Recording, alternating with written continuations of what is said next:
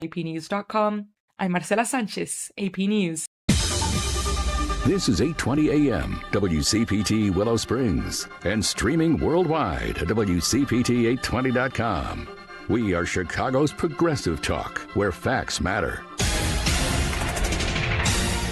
Now, your WCPT 820 weather update. From the Weatherology Weather Center, I'm meteorologist Jennifer Wojcicki. Periods of snow showers here early today, then a few scattered snow showers here late, with cloudy skies high into the mid-30s. Southwest winds around 10 to 20 miles per hour, gusting as high as 25. Then for tonight, a chance for some snow, cloudy, a low near 16. Saturday, a slight chance for snow here late, partly sunny skies, a high around 20. Sunday, slight chance for snow late, a high of 21. That's your latest Chicago weather update. Currently, it's 27. At Straight Talk, we get it. You say no a lot. Mom, can I get a tarantula? No. Coffee? No. So we're giving you more reasons to say yes, like a free 5G phone with real unlimited data with select plan activation. Can I use the free phone? Yes. See? Doesn't it feel good to say yes to more? Absolutely. Face tattoo? Absolutely not. Available at straighttalk.com and Walmart. Taxes and fees apply. In-store activation of Gold Unlimited plan or higher required. For network management practices, visit straighttalk.com. Hey Google, play WCPT. Streaming Chicago's progressive talk from TuneIn. Welcome to Choose Views with Richard Chu. Get ready to dive into a world of insightful conversations and thought-provoking discussions. As progressives, our job is to have an all-inclusive, full-on assault with all of our players. A show that focuses on moving our political, social, economic, gender, and cultural conversation forward. And all of our players means all of our players. It's Choose Views. And now, here's your host, Richard Chu. Good Friday morning, progressives. Welcome to the January 16th, 2026 edition of Choose Views. 773-763-9278. Find my show on Facebook Live, TuneIn Radio, and YouTube. Of course, email me at richard@wcpt820.com. Excuse me, guys. Follow me on X, Instagram, LinkedIn, Facebook, Blue Sky, Threads, Substack, and Spoutable. And as I've said the past couple of days, make sure you are paying attention to the algorithm and what you're being fed on X right now, particularly on X. Just please be mindful of that, because I noticed something over the weekend, this past weekend, and I noticed some things earlier in the week, and I just want you guys to be equally mindful if you're on any of the social media platforms, frankly, but specifically on X right now. I just noticed some things. So anyhow, catch all of our shows by subscribing to our WCPT podcast on Apple Podcasts, Spotify, and iHeartRadio. There you can get Choose Views featured interviews, Joan Esposito, live, local, and progressive, the great Patty Vasquez, Driving You Home, Edwin Eisendrath with It's the Democracy, Stupid, and Out Chicago, our wonderful shows on our weekend. Make sure you're catching all of those. I think the family meeting is going to be back on the air. They took a little bit of holiday break. I think they're going to be back this weekend. I think that's right. But be that as it may, make your way over to heartlandsignal.com. All I can say is, like I do every day, our digital newsroom, the folks there, they get it done. And I get back to saying share. That's one of the beautiful things about being at our Heartland Signal platform, our digital platform, is you have the ability to share so much information that we have there. So make your way over to that, to our site there. Shout out to my man Henry, who's got us on the rails this morning. Whitney's hanging with us as well. So I'm in, as the phrase goes, I'm in good company.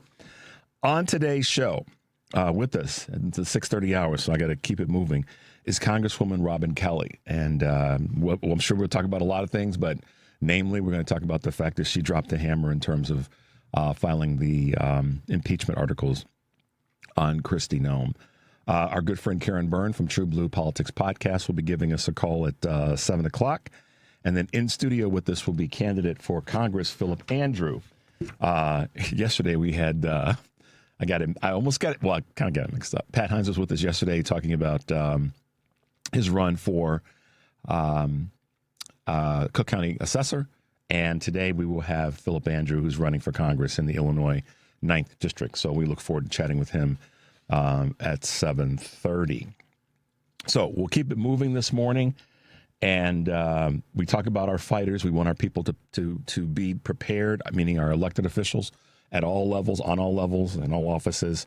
This is not the time to sit back and watch from the sidelines. So we have to do it. We have to be prepared for it in whatever capacity that we can. And we want our leaders to be able to do the same thing and call out the garbage. So Congresswoman Kelly will talk about that today. But right now, here's somebody you want to check out, progressives. By the way, the head of the Oath Keepers is here with us in the audience. Stuart Rhodes is here today. It's not every day, of course. Not every day, of course, you get to meet someone who was convicted of seditious conspiracy against the United States. Hasn't happened in 30 years. Of course, sitting in the front row in the reserved section, which is controlled by my colleagues across the aisle. Not sure why he's here. I don't know if he's here to tell us about the Oath Keepers' secret handshake or what treehouse they meet in or whether girls are allowed in. I've always wondered that about the Oath Keepers. But yeah, he's here. I mean, I don't know. You have any questions, my colleagues across the aisle, for the head of the Oath Keepers that's sitting in the reserved section of this hearing? I mean, he wasn't pardoned. He's still convicted of seditious conspiracy. Something you guys say didn't happen, right? If there wasn't an insurrection, I don't know how you get convicted of seditious conspiracy. That was Congressman from the 23rd District in Florida, Jared Moskowitz, who, if there's somebody you want to follow, if there's somebody you need to get hyped about or hyped with the things that he says on the congressional floor and other places, it's Congressman Jared Moskowitz. I appreciate how he is unapologetic and not afraid to say what he has to say. And you know, it's refreshing when someone is sitting across. You see the video of someone, you know, they're sitting probably 3 to maybe 20 feet away from somebody that they can say what they're saying right then and there in their face. So what do we take from that? It kind of goes back to something that I've said on a number of occasions over the last number of weeks, if not months, and that is, it may be tough, but we got to call out the BS. And when I talk about when the weekends come and we want to be ready, this is what I'm talking about. This is the kind of fire we have to bring. We are way past, like miles past the days of when we could say, all right, well, you know, we're just going to let those folks over there handle this, or it's really not that bad what they said. No. And so when there is a voice like this that speaks to the seriousness of a matter, we want to applaud that and push them to do it more and more and more. You know, wash, rinse, repeat, as the phrase goes. And then draw from that, as best we can, a little bit of energy to be able to do it ourselves. I get it. I know it's hard. You're sitting around with family and friends and other folks that may truly be your colleagues. And something might be said. And this is the thing. Let me help you understand where I come from with this. I'm not just talking about the political conversations or the things that are specifically like a policy conversation, or, you know, someone says, well, MAGA's really not that bad. You know, they're just trying to find, you know, make sure that they're all employed and that they're, you know, the dialogue. It could be that kind of a conversation where it is a very specific political thing that someone says in your family or your friend network. Or it could be a comment that someone says offhanded. For example, someone makes a comment about women. You're with your boys. This is to all the guys. You're with your boys, and a guy says something about women that's disrespectful. It's different than saying, wow, she was really attractive. But to say something else, you know, we got to be past that. We got to be better and bigger than that. So we as guys have got to step up and call our boys out and say, hey, man, I got a sister, I got an auntie, I got a mom, you know, I got a daughter. You can't be talking about women like that. It's that kind of fire that we have to be willing to bring to conversations. The ladies, same thing. Not every guy is awful. Okay? So call your girls out. Not every guy is awful. Every man, he's so awful. No, they're not. No, they're not. And y'all know it, just like we as guys. It could be something that someone says about the LGBTQ community. Don't let that stuff slide, y'all. Call it out. 3 feet to 20 feet away from you in the same room, be like Jared Moskowitz. Call it out. This dude's he's convicted of sedition. And the Republicans have him sitting in the front row at a hearing. All proud, chest all stuck out. So, when I've said so many times that we are not the ones, meaning that by comparison to the Republicans who are in power right now, this is on them. You could line up 10 different things that Trump ran on, or 2, whatever, and you could see the only ones he's delivered on that have there's been nothing. Let me put it this way. There's two ways I want to position this. There's been nothing that he's delivered on, that he ran on, that's benefited all Americans. Somebody call in today and or text me if there's been something that he ran on, that he's delivered on, that's benefited all Americans. Okay? And if I'm wrong, you know me, I'll clean up on aisle 7 real quickly. But I doubt that it's not about me being right or wrong, so get my ego out of the conversation. It's about the data. It's about the facts. Now, I can name a number of things that he ran on that he hasn't even gotten close to getting done. And the distractions that are there are designed to keep us not focused on that, but on the other crazy, crazy garbage that's coming out of this administration. This weekend, when you're talking to people and from this day forward, don't let the life of Miss Good go unmentioned because of the harm that ICE is causing in neighborhoods throughout parts of the country. Don't let her don't let her life and what she gave be a conversation about, well, she should have done this. No, don't let it be that. Don't let the GOP and their talking points and their inability to get things done like they said they would distract you from the fact that the country is hurting, and the dude that ran and his party that ran and said we're going to fix all of it, they have failed miserably. We are coming up on a year, y'all, next week. And I dare say when people go, well, you're better off than you were 4 years ago. Hell, no. A year ago, I'm only going to measure a year. We as a country are not better off. Some may be in the same financial situation that may be positive. You didn't lose any ground financially, but you lost ground emotionally in terms of your sense of calm and peace. We're not at peace like we may want to. I can tell you that part of my life has changed. I ain't going to lie. And it's not because I'm here on the show every morning. It's just because I'm concerned about that part of the welfare of our country. So don't sit back and feel that it's somebody else's responsibility. Push our Congress people and other elected officials to do more of what Jared Moskowitz did, and you be willing to bring your own, bucket to the fight as well. Let's take a break, Henry. The number is 773-763-9278. You're listening to Choose Views on WCPT, AM 820 in Chicago, and WARR 1520 AM and 103.5 FM from Warren County, North Carolina. I'm Richard Chu. We'll be right back.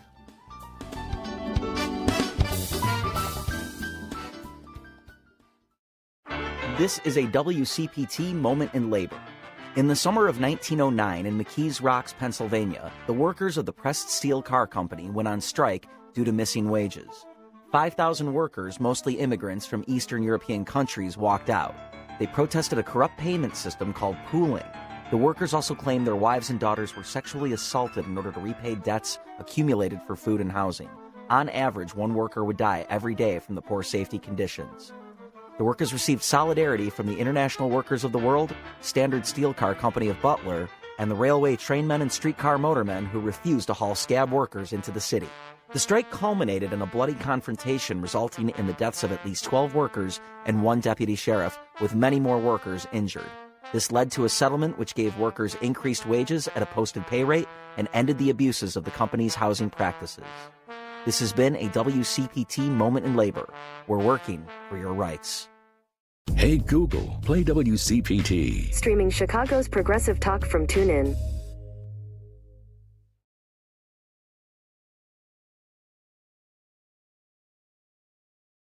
You're listening to Chew's Views with Richard Chew. All right, guys, welcome back to the show. All right, I want to hit you with a couple of Chew's Views news items on this January 16th, 2026. Fewer workers plan to look for new jobs this year. More Americans are opting out of the job search, with just 43% of respondents in a recent survey saying they plan to look for work in 2026, compared with 93% from the prior year. The shift follows a bruising year for job seekers, in which some of 53% of laid-off workers applied for more than 50 jobs before landing a new role in recent data.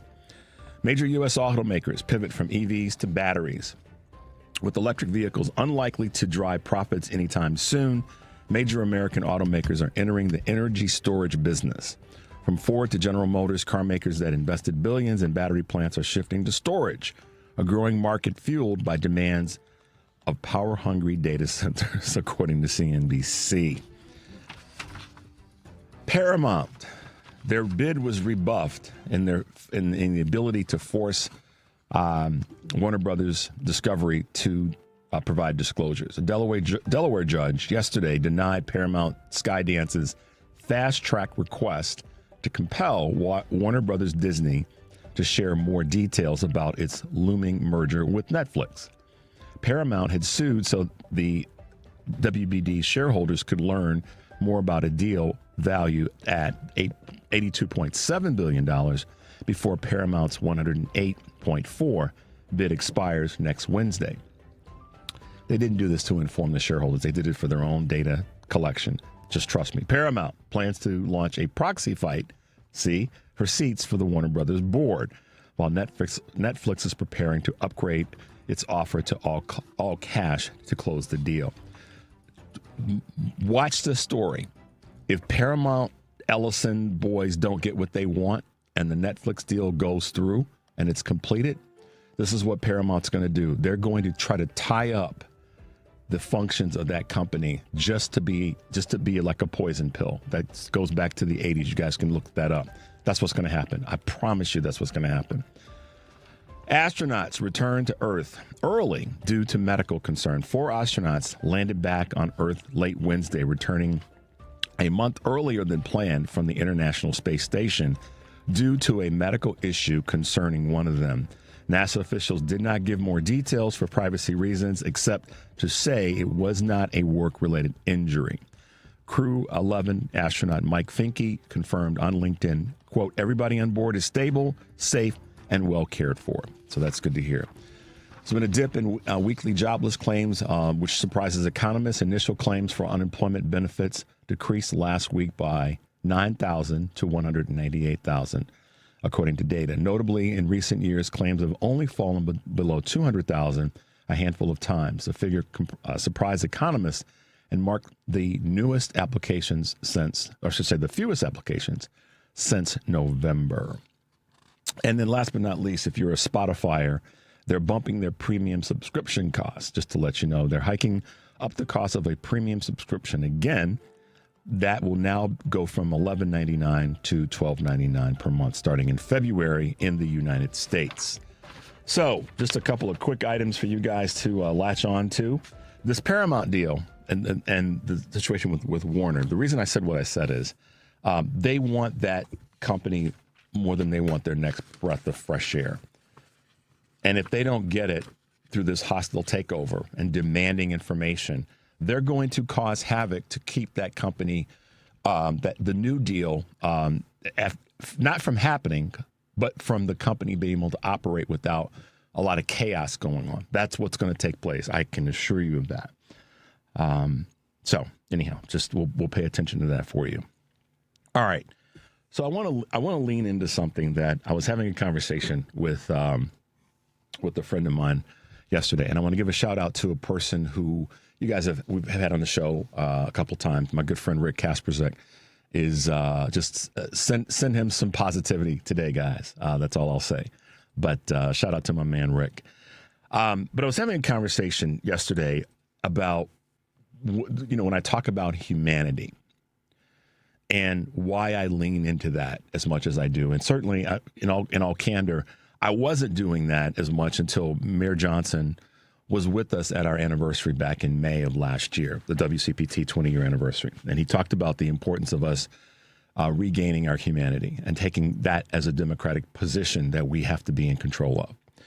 Okay, so I want to give you guys a little bit of history as well as how we have what we have right now. I don't want to say how we've gotten here, but let me try to break this down as quickly as I can.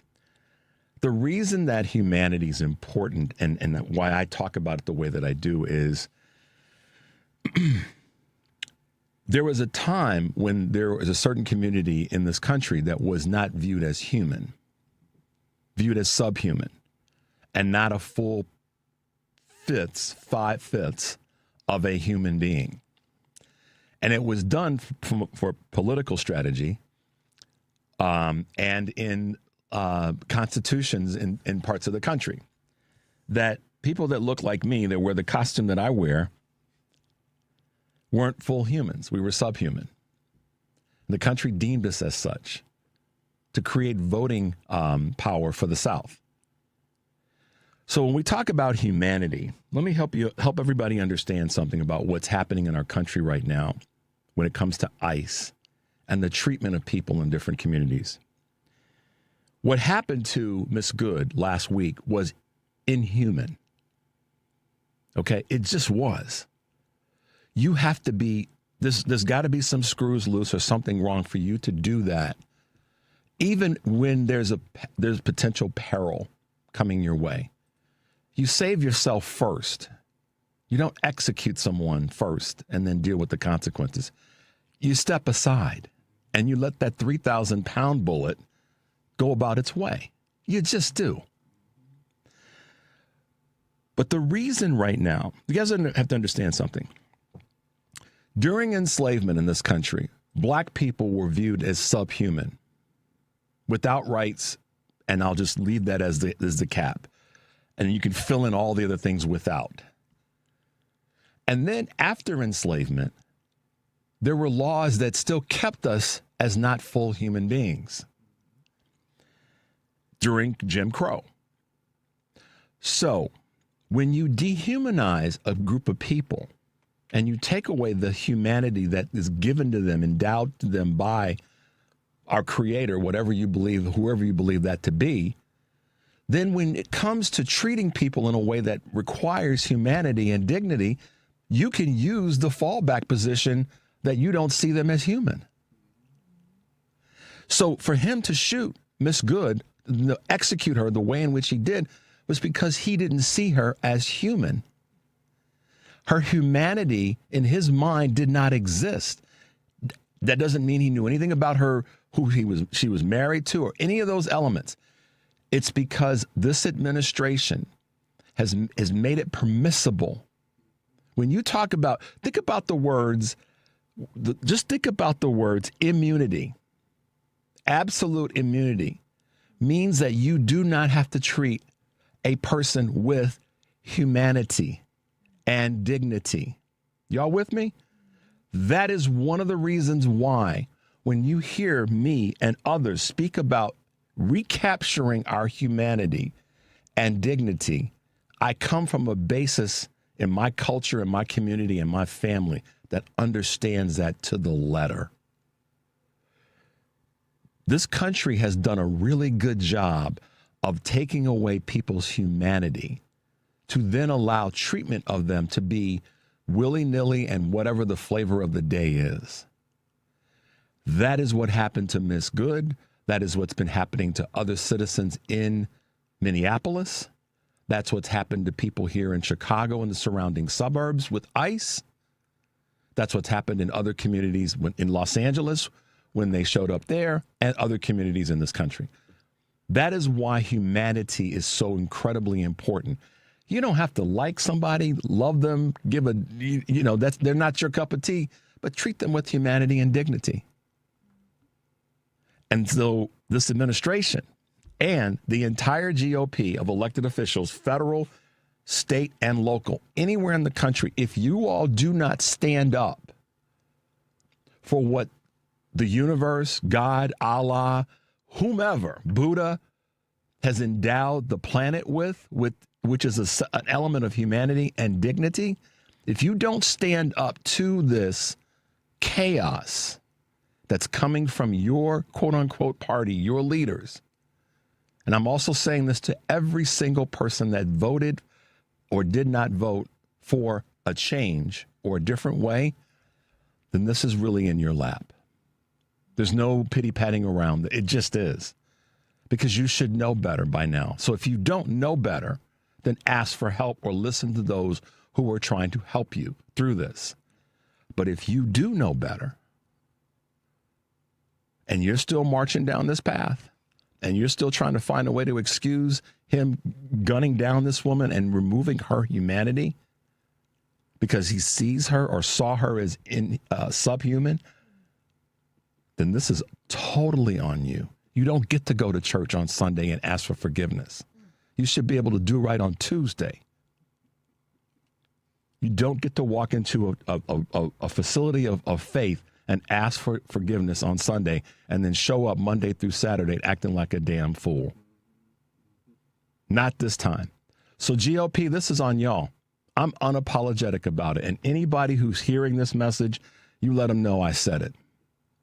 I didn't mince my words. This is on the entire group of people who've decided to allow humanity and dignity to be removed from your fellow man. It just is. We don't have to try to find a way to say it nice anymore. That's what's happened, and that's what's happening. So Mayor Johnson is spot on. He's spot on when he says we have to take back our humanity. Let's take a quick break, y'all. The number is 773-763-9278. You're listening to Choose Views on WCPT AM 820 in Chicago and WARR 1520 AM and 103.5 FM from Warren County, North Carolina. I'm Richard Chu. We'll be right back.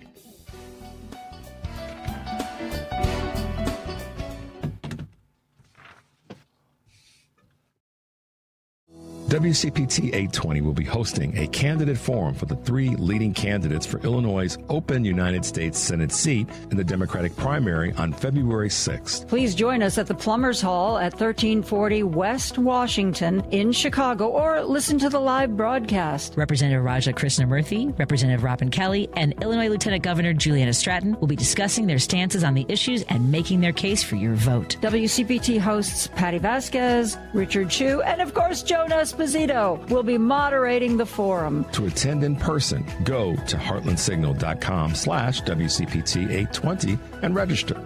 We'll have limited seats available, so please register early. Meet the leading Senate Democratic candidates at a free WCPT Live Candidate Forum at Plumbers Union Hall, Local 130 on Washington Street in Chicago, Friday, February 6th. The forum starts at 1 p.m. and is sponsored by Plumbers Union Local 130.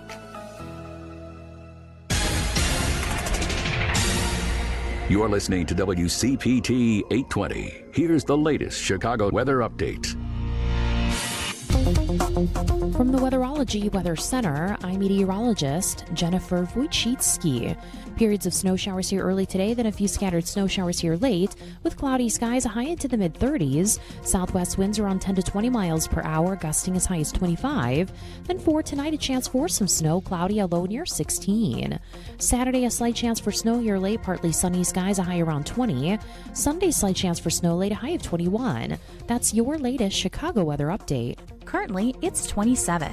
WCPT 820, Chicago's progressive talk, where facts matter.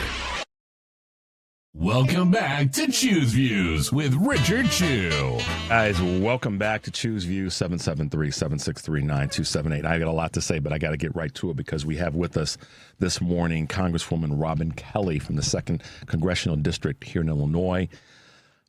Good morning, Congresswoman Kelly. How are you? I'm good. Man, oh man, oh man! I played a clip earlier from one of your true colleagues, Representative Jared Moskowitz, talking about the guy from the Oath Keepers being in the hearing, sitting up in the front row with his chest stuck out, invited by your opponents on the opposite side of the aisle. So kind of got me fired up this morning. Crazy. Well, Congresswoman, thanks for hanging out with us this morning. I know you've been super busy since last Wednesday, and we had a tragedy in our country that I think we knew we would see at some point, which is heartbreaking that we would prepare ourselves for something like that, with Miss Good being murdered by an ICE goon. And immediately when I saw the action that you took, I said, that's the kind of leadership that we been begging for. And so first I'm going to just say I appreciate you stepping up. Thank you. I cursed more. I had left the studio, gotten to my office. I was working on some stuff for the next day's show, and then I got a notification about what happened in Minneapolis. So I turned the television on because I wanted to see what had gone down. And then as I'm watching it, and then Kristi Noem comes on and throws out, excuse my reference, but this line of BS about what happened. I was cursing at the television, and I'm sure I'm not the only person in America that was, but I was so proud of you. I'm just going to say it, that you didn't blink an eye, you didn't bat an eye, and you just decided that enough is enough. So walk us through your process. Walk us through what happened to you, through you, in the hours following Miss Good's murder, and what you did and where you are now in this process. Sure. Well, believe it or not, we've been working on this since October. What happened when she brought her reign of terror to Chicago, with her, Midway Blitz. Right. And it happened in Chicago, but of course in the suburbs too. Broadview was in the burbs, but it was my district, as I think we talked about before. The helicopters came. Yep. The people, jumped out the helicopters, drug out immigrants, undocumented American citizens in the mid of midnight and the mid of night, and kids, and they didn't care. Kicked in doors, because I went there a couple times. Doors kicked in, toys strewn all over, baby clothes you could see all over. So that's when we started working on, like, this ain't right. And we were going to do it, announce it, but then we held back. And we really wanted to make sure all of our I's were dotted, T's were crossed, and those kind of things. And there was someone that died in the Chicagoland area also. Miss Good is like the fifth person, that has died. But then, she went to North Carolina, New Orleans, and then to Minnesota. And as you said, just enough was enough. I mean, just so blatant, on television. And the last thing you hear from the woman, I'm not mad at you. And then you hear shots, and so we just decided it was time to move. Others of my colleagues are working on different things also, but, that's what did it. And, usually when you file a bill, you have some people, right there with you, but we have over 90 co-sponsors and building every day. And what we've heard from, I don't even know, hundreds and hundreds and hundreds and hundreds of people from New York to, all over the United States, California and beyond. And my particular office, with them, and I spoke to my colleagues, they told me that they've heard from so many people also, and they've heard from people thanking them, for signing on. So that's what we're in the process of right now, just trying to build on the people who have signed on. And we have people from, my colleagues are from all around the country. They represent different caucuses, from the, progressive to, the New Dems, people that are in purple districts, people that are considered frontliners and harder districts. So we have representation from all over the caucus. Yeah, and that was evident based on, obviously, the visuals that we got to see, the folks that were standing with you.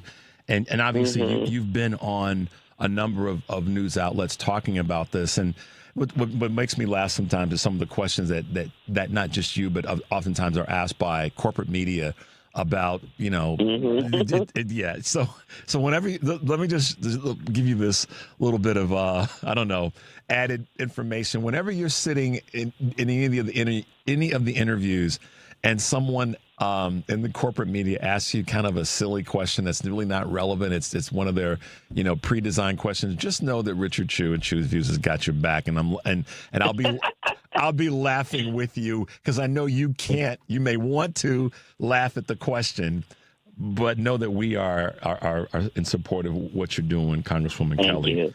Thank you so much. Yeah, I mean, because you've been fighting for a long, long time. We know that. Those of us here in Illinois, but those throughout the country have really begun to know who you are in the last year, and that's just the nature of politics and the evolution of running for a new seat and all that kind of stuff.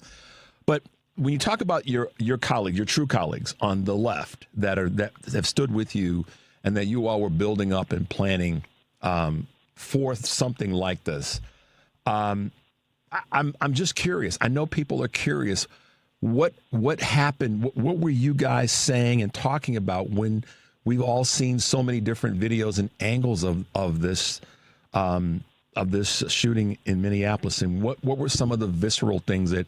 And I'm being personal and asking you that, but I do think people connect with you in that space that you saw, felt, and went through in those moments. Well, anger is one thing. Frustration is probably not a good enough word, but anger.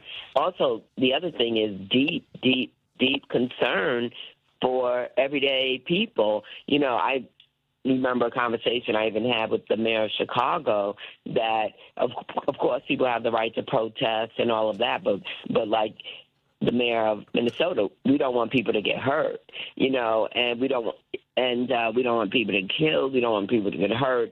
And also, I agree with the mayor of Minnesota, and I'm sure Mayor Johnson felt like this. Don't take the bait because, and in Chicago, he's itching to bring the National Guard. So you can't take the bait where it looks like, you're just starting trouble to start trouble.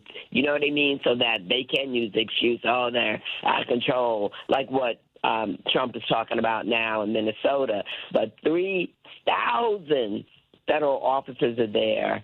They have 600 police officers, and they're bringing in, and like my colleague said, they feel like it's an invasion. Yeah. Well, and then so that's the anger, frustration, resentment. Even one of my colleagues, Adriano Espaillat, the head of the Congressional Hispanic Caucus, they claim, they're coming to get the Somalians in Minnesota, and not that they haven't, but most of the people in jail are Latino men. So they're all over the place. And as you know, they're stopping many, many Americans. Yeah. Well, and this is the thing that I think a lot of people have to stop and just ask themselves. We were told that ICE was going to be about removing illegals from this country. Well, I've had an issue with that language from the beginning, and I know you probably have as well. Removing illegals and people who are criminals. Well, if we were to really lean into removing those that are criminals, it would be a lot of people that don't look like you or me or your colleague who is the head of the Hispanic caucus. But that's a conversation for a different day. But now what's happened, and I said this last week, Congresswoman, the fact that this was on the streets of America, and it was not even close to the quote-unquote targeted demographic, just shows that that's not at all what they're trying to do. And that the people now, the other folks in Minneapolis that are being harassed, and for Kristi Noem to say, and Caroline Levitt to say, we're going to go door to door. Well, I know what happened to going after the quote unquote illegals who've committed crimes? You go and committed murderers and rapists, not just crime, murderers and rapists. And in Chicago, I don't think they found one out of 614 people. That 16 they people, I think it was, out of 600 and plus people. Was that the number, something like that? 614 people they pulled in, maybe 16 people committed a crime. Right. But as far as murderers and rapists, like they said, no, I don't think they found that. So this is my ego talking, and I'm just being very honest in saying this. What is it going to take to get other people into the press, the White House press conference or meetings to really ask Caroline Leavitt some questions that she can't dodge, and if she does, we can hold her feet to the fire? Because that's part of what has to happen right now. The lies that she's spewing, and just yesterday, when asked a question by a report by a member of the press, she got extraordinarily offensive and offended, but nothing was really gained. No new information's been put out. So what do we do to get more voices in that room, different voices? The thing is, what it seems like you can get, even if you get different voices, if they don't like your question, then you're out the next day. That's what it seems like. They just manipulate, who's in there. So that's the thing that's so difficult. And, this is just such a rogue administration. And it seems like he gets crazier every day. The No More Wars president, and we have our fingers and toes, all over South America. We want to take Greenland, and it just makes me wonder. And I'll just say, when the people on the other side, since they're not my colleagues, Mitch McConnell finally spoke up and said something, and I was happy that 17 of them joined with us for the ACA tax credits, but that's a part of it, too. When are they going to say something? This is all of us. And just for example, I'm not giving money to the blue cities or the blue states. Republicans live in those states, too. That's the crazy thing. That's the crazy thing. That is so crazy. It's not just Democrats that are low income and need help with, child care funding that he's holding. It is just so bizarre. But, they have not, said anything yet. It's just so bizarre. We hear little things, even about the impeachment, that one of my Democratic colleagues told me that she heard, Republican colleagues that wanted her gone too. She acts like she's in his show he had, with her coming with a cowboy hat. Oh. Even her appearance has changed, but she is into the power and like the glory and, all of this. And to accuse the woman of being a domestic terrorist, just no investigation. And when we had the January 6th hearing where people like me testified who were in the gallery on my hands and knees with the last group, they were able to get out. My last question was, who are these people behind these masks?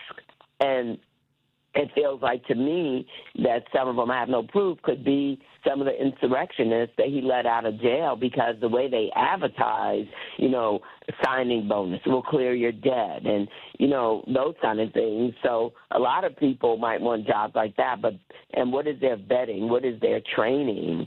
Because when that woman was shot, if it was a regular law enforcement, they would take their gun and they would relieve them of their duties until the investigation was performed. And I haven't heard that happening with that man that shot her. Yeah, and they've also taken evidence from the scene, that being the vehicle that she was killed in.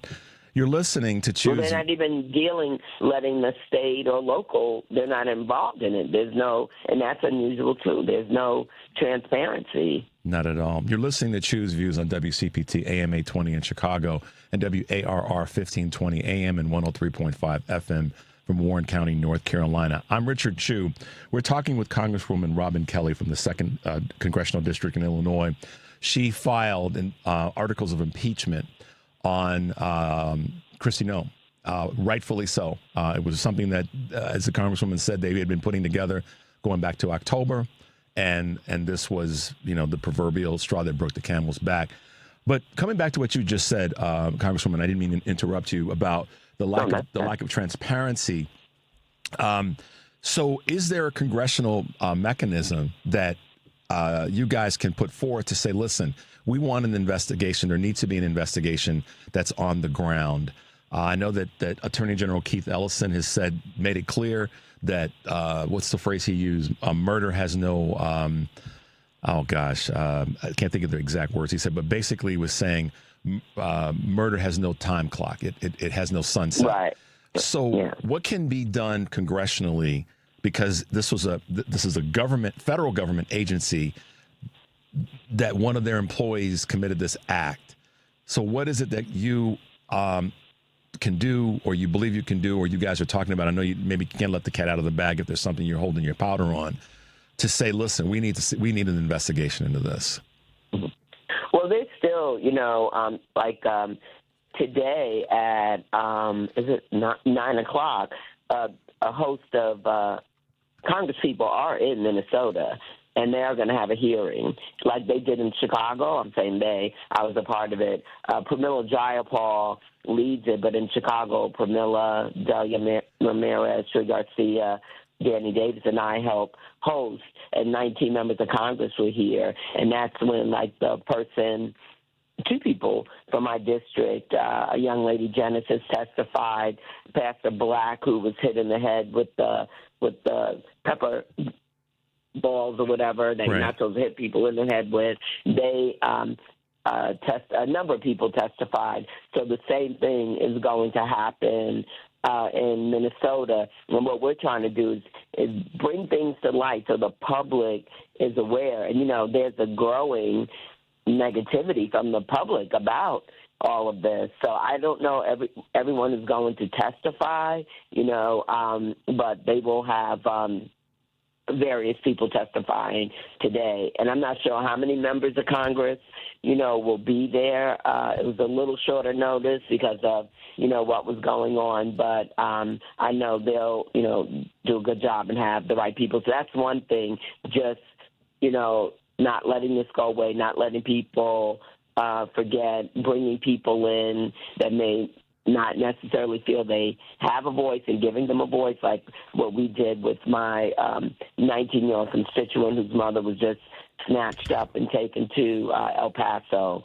And so they'll have that same thing in Minnesota. And then I know my colleague, Robert Garcia, the head of oversight, and Jamie Raskin, our head of judiciary, and Benny Thompson, our head of Homeland Security, along with the leader, are working to see, how there can be oversight. And again, pushing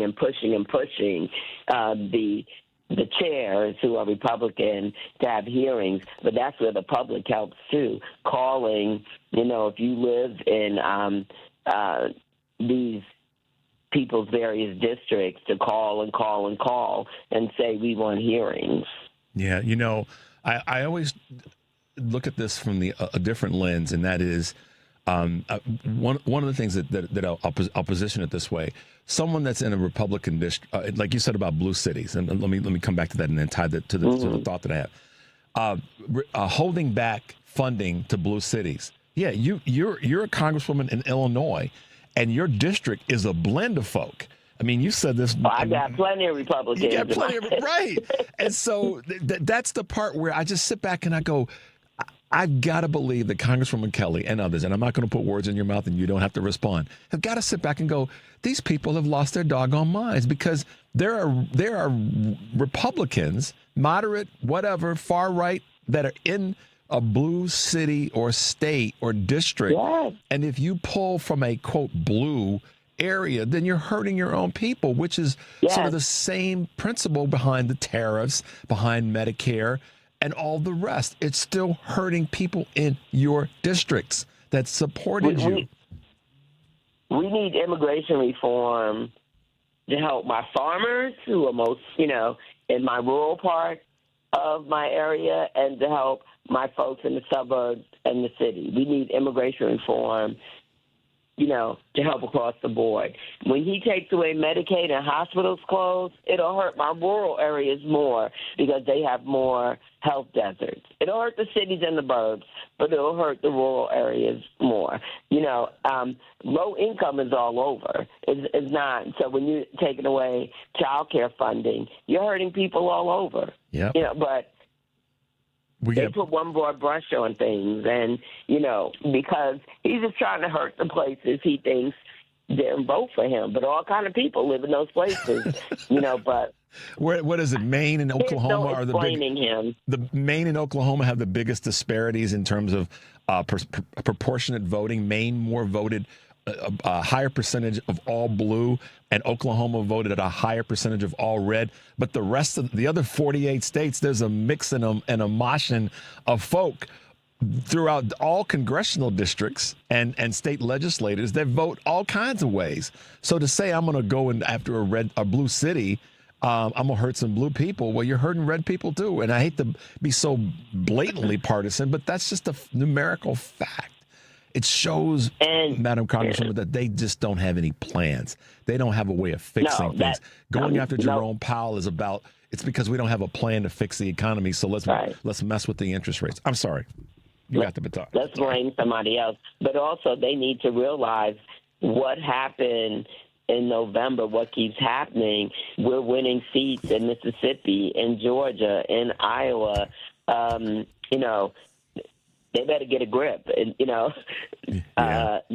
they're not winning where they normally win. Even in in Tennessee, we didn't win, but we came awfully close. Or was that Kentucky? One or the other. We came closer than anyone ever thought. After Ben, mighty close. That we would come, but he just keeps on, doing this, and he has such incompetence around him, or people he just, does not, listen to. We need more housing. We need more affordable housing. You don't hear one word from the guy from HUD. I don't know what happened to my former colleague, Tulsi Gabbard. You don't hear one word. You know what I mean? It's just, it is just, he wants to buy Greenland, and people here, need affordable homes to live in. They need food to eat. They need jobs, and they need pay raises. They need health care. But he's bailing out Argentina and, on and on and on. It is just unbelievable. That's all I could say. Yeah, I know. You got to get it out here. This is a safe space. You can get it out here. So yeah, but I think that people, sometimes when things don't affect you directly, you don't pay as much attention. But more and more people are feeling the issue of affordability. Around the issues of health care, people are getting their premiums that have doubled or tripled. Even though we did what we did in the House, but they still have to do their thing in the Senate, and then who knows if he would veto it or not. He claims he has a health plan, but we'll see. Concepts of plans. Congresswoman Kelly, last minute or so, how is your campaign going? How are you feeling? You've been super energized, but give us a little bit of information about how things are going. It's the last maybe 60-something days, and I feel, really good on the ground. I think we're making strides, but just have to keep working hard because you don't know until you know. And that'll be March 17th. I know, I'm the most experienced, most progressive one in the race, as far as they say, the big three, not to discount anybody else.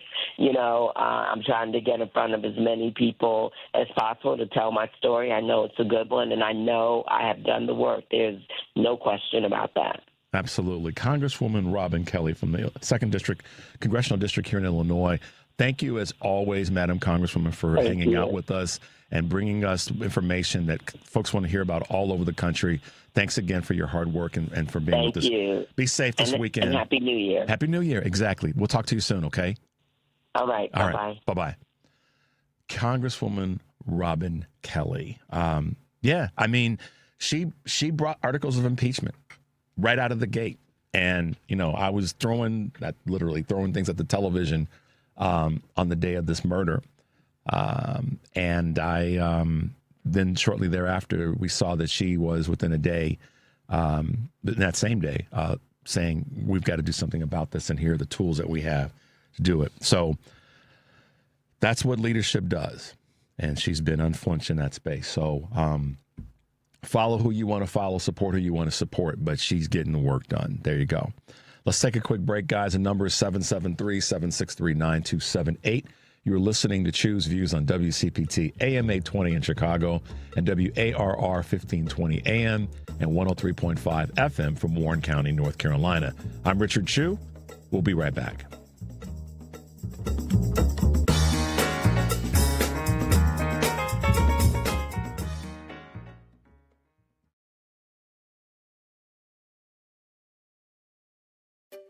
Finding great candidates to hire can be like, well, trying to find a needle in a haystack. Sure, you can post your job to some job board, but then all you can do is hope the right person comes along.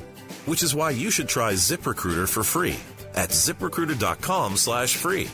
ZipRecruiter doesn't depend on candidates finding you. It finds them for you. Its powerful technology identifies people with the right experience and actively invites them to apply to your job. You get qualified candidates fast. So while other companies might deliver a lot of hay, ZipRecruiter finds you what you're looking for. The needle in the haystack. See why 4 out of 5 employers who post a job on ZipRecruiter get a quality candidate within the first day. ZipRecruiter, the smartest way to hire. And right now, you can try ZipRecruiter for free. That's right, free. At ZipRecruiter.com/free. That's ZipRecruiter.com/free. ZipRecruiter.com/free. ZipRecruiter. Download to see if you qualify for Albert Instant Advance. Not all customers will qualify. Transfer fees may apply. No Albert subscription is required for Instant Advance. Please see the Albert app or albert.com for subscription pricing. Subscriptions can be canceled at any time. Kylie, what's wrong? I just got hit with a car repair bill. I'm behind on rent, and I feel like I can never save any money. Have you tried the Albert app? You can get up to a $1,000 advance fast to pay for car repairs, bills, rent, groceries, whatever you need. Plus, Albert can help you find ways to save and give you a custom budget to actually grow your money. Albert can get me up to $1,000? Exactly. But they do more than get you up to $1,000. Albert is your financial assistant, helping you budget, save, and spotting you money in a pinch. I'm downloading Albert right now. Download the Albert app and use promo code MONEY to get up to $1,000 for your bills, rent, groceries, and more. The Albert app helps you budget better and save more money so you reach your financial goals faster. Download the Albert app right now and use promo code MONEY to get up to $1,000. Use code MONEY to get up to $1,000. Start off the new year on a healthier note by taking active liver supplements from New Nordic every day. Available online at Amazon or newnordicusa.com or at your local CVS, ShopRite, Meijer Grocery, or Wegmans. AP News, I'm Marcela Sanchez. Canada has struck a major tariff deal with China. Breaking with the US, Canada has agreed to cut its 100% tariff on Chinese electric cars in return for lower tariffs on Canadian farm products, says Prime Minister Mark Carney. Canada has agreed to allow up to 49,000 Chinese electric vehicles into the Canadian market, with the most favored nation tariff rate of 6.1%. This is a return to the levels that existed prior to recent trade frictions. Carney adds China will reduce its tariff on canola seeds, a major Canadian export, from about 84% to about 15%, and has high hopes for further improvements. It's expected that within 3 years, this agreement will drive considerable Chinese investment in Canada's auto sector, creating good careers in Canada. Earlier Friday, he and Chinese leader Xi Jinping pledged to improve relations between their two nations after years of acrimony. I'm Charles de Ledesma. Venezuelan opposition leader Maria Corina Machado said she presented her Nobel Peace Prize medal to President Trump at the White House yesterday. I presented the President of the United States the medal of the Nobel Peace Prize. The people of Bolivar are giving back to the heir of Washington a medal, in this case the medal of the Nobel Peace Prize, as a recognition for his unique commitment with our freedom. Trump confirmed later on social media that Machado had left the medal for him to keep, and he said it was an honor to meet her. 22-year-old Tyler Robinson, charged with killing conservative activist Charlie Kirk, is due back in court today. This is AP News. Something else has been named after President Trump. On Friday, President Donald Trump plans to attend a ceremony in Florida that dedicates a 4-mile stretch of road from the airport to his Mar-a-Lago estate as President Donald J. Trump Boulevard. It's another on a list of things named after the president. His name has been put on the U.S. Institute of Peace, the Kennedy Center, and a new class of battleships. Some critics say memorializations are supposed to honor those who have passed. Supporters say the tributes are well-deserved. Florida Republican Representative Greg Steube has introduced legislation calling for the Washington area rapid transit system to be called the Trump train. And North Carolina Republican Representative Addison McDowell is proposing renaming Washington Dulles International Airport to Donald J. Trump International Airport. Donna Warder, Washington. And I'm Marcela Sanchez, AP News. This is 820 AM, WCPT Willow Springs, and streaming worldwide at WCPT820.com. We are Chicago's progressive talk, where facts matter. Now, your WCPT 820 weather update. From the Weatherology Weather Center, I'm meteorologist Jennifer Wojcicki. Periods of snow showers here early today, then a few scattered snow showers here late, with cloudy skies, a high into the mid-30s. Southwest winds around 10 to 20 miles per hour, gusting as high as 25. Then for tonight, a chance for some snow, cloudy, a low near 16. Saturday, a slight chance for snow here late, partly sunny skies, a high around 20. Sunday, slight chance for snow late, a high of 21. That's your latest Chicago weather update. Currently, it's 27. Jane Dawson did something smart. She saved hundreds on auto insurance switching to Progressive. With the money she saved, she got herself a pricey bird feeder with an ultra-high-def camera. Should Jane have just bought a regular bird feeder? Yes. Is it hard for her to admire nature when the camera doubles as the bird's potty? Also, yes. But it's Jane's savings, and if she wants to spend her time watching the digestive habits of the white-breasted nuthatch, we say you go, girl. Switch and see if you could save with Progressive and treat yourself. Progressive Casualty Insurance Company and Affiliates. This is WCPT 820, where facts matter.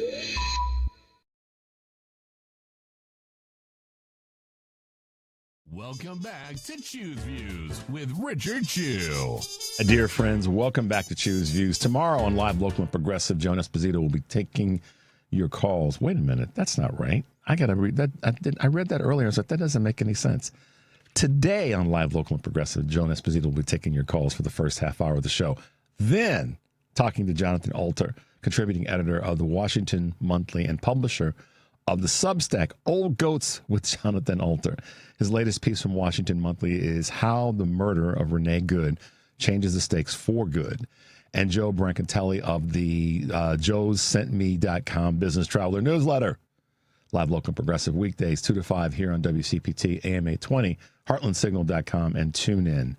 Tonight on Driving It Home, Patty Vasquez will be joined by Neil Cott, candidate for Congress in the 8th District in Illinois. Driving It Home with Patty Vasquez weekdays 5 to 7 here on WCPT AM and Heartland Signal. Website, tune in, Facebook, YouTube, all that good stuff. Next week on Choose Views, well, Monday is going to be is a King holiday, so you'll get a best of that the guys have put together, which is pretty cool. But my guests will include political pundit Joe Walsh, legal analyst Adam Klasfeld, congressional candidate Jeff Cohen, Jody Hamilton, and Sean Smith-Pierce of the Politics Bar, plus our regular cool folks, Kurt Mullett, Dr. Kevin Schultz, Mike Nellis, and who's on hold right now, Karen Byrne from TruBlu Politics podcast. Good morning, Karen, and welcome to the show. I am fangirling out right now just listening to that lineup. Yeah, you know, we're blessed. We are truly blessed to have so many wonderful folks be on, not just, you know, a Jones show, Patty show, but my show. So I'm thankful that we are able to do what we're doing. And hell, we got you. I mean, you're part of the lineup. You know, don't sell yourself short at all. I mean, your voice, Karen. Let me just say this. Let me just say this. Your voice, and obviously because of, you know, your calls into Stephanie Miller's show and all the rest, but the work that you do with your podcast, that means something. The work that you do in reaching out to people. I tell you, one of the first things I thought about when this took place with Miss Good being assassinated, I thought about you. I'm not gonna lie, because I know how you've shown up at protests in Broadview. So you're one of those people, too. You need to get – I'm giving you your flowers now. Well, I appreciate that, Richard. Otherwise, I am spending a lot of time just talking to myself. So, you know, the alternative, the people are actually listening and appreciate it. Are you getting really any nice answers? I know. Are you answering back going, wait a minute, that doesn't make any sense? Wait. You kind of you make a statement, then you look at your hand and go, hand, what do you think? Yeah, right. Well, listen, when that starts happening, Richard, please, as a friend, just let me know that it's happening, okay? That's all I ask. I got you. Listen, all of us deserve to have a little bit of moment where we can talk to ourselves about the things that we're going through and that we're dealing with. Right. And in that same space, we shoulder up together to keep in this fight. Yes, absolutely. And part of it is withstanding all the crazy that's coming out. I mean, and just, you know, I find myself screaming at the radio, screaming at the TV again. I would have loved to have had President Kamala Harris in so that I didn't have to spend my time doing that. But, I mean, it is just like, it is really, I've talked to so many people, and everybody is struggling with the same thing. It is overwhelming. It is almost too much to handle on a daily basis. It is most definitely impacting people's psychological well-being and physical health. So we really do, and I include myself in this, have to be very adept and good at listening to, taking it in, because the media is going to report the most ridiculous thing. Like, I'm sorry, but, the news break, with them talking about the renaming of everything Donald Trump and the ridiculous Peace Prize and all the rest of it.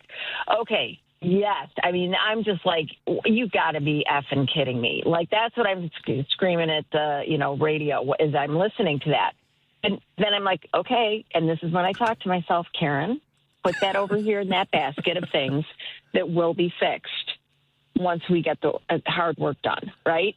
So it's like, I'm just going to put that over there. It's like sorting through the noise and the inconsequential. I can't talk.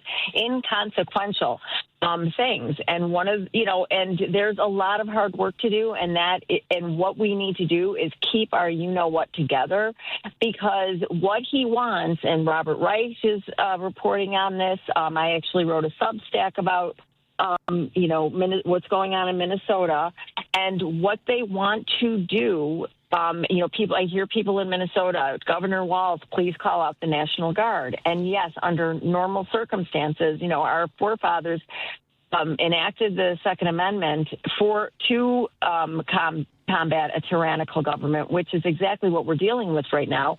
And then, of course, we all know that the National Guard is really what they're talking about. It's not the crazy militia members running around in Michigan. Right. It's the National Guard. But here's the thing that we have to be careful about, and it's unfortunate because this is exactly what the Second Amendment is for, is that he wants that. Yep. He wants us to lose it in the streets and have, get into hand-to-hand combat with these ICE agents. He wants Governor Walz to deploy the National Guard, and so that in the event that there's a skirmish, he will invoke the Insurrection Act, and there go our elections. And that is the one thing right now that we, the people, are able to do to make sure that we vote Republicans out.